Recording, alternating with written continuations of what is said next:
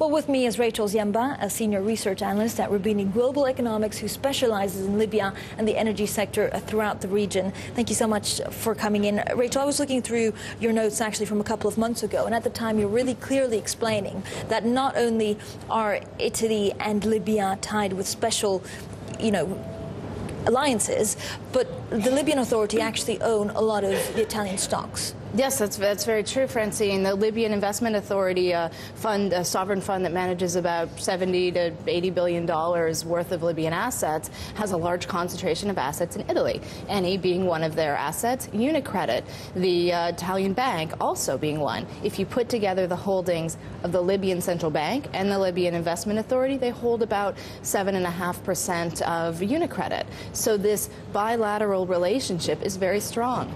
Italy, of course, absorbs about 32% of Libya's oil exports. So this is an ongoing relationship.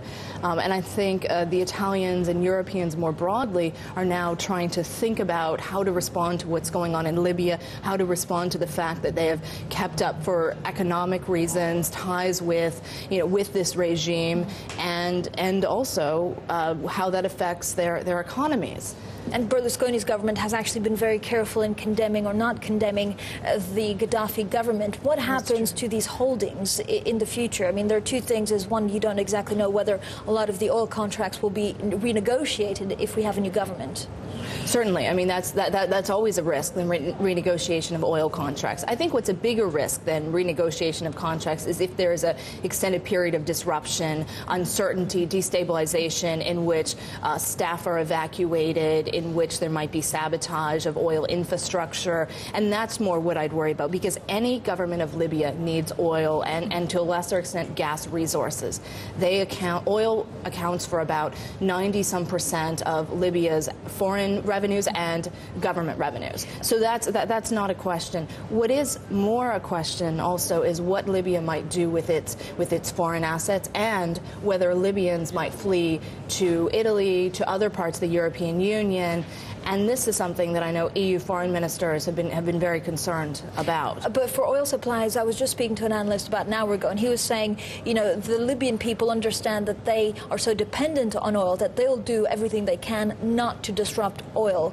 Is this something that you think won't happen? So I think the Libyan government and the members of the regime are going to do whatever they can. I think the Libyan people also recognize that any improvements in their standard of living that have occurred over the last few years have become about because of oil and oil revenue. That being said, as elsewhere in the Middle East, the proceeds have not trickled down.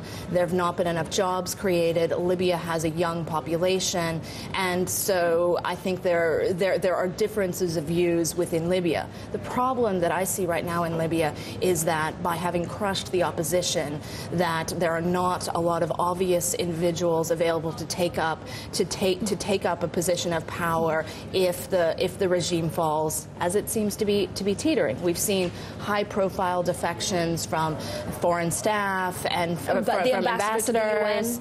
And so I think we're in a very uncertain period, and I think oil output could be affected as a result, and there might be a need for other OPEC members to step up to fill the gap, even for the European countries to which Libya exports most of its oil do have some reserves. There are some resources within Europe on a temporary basis.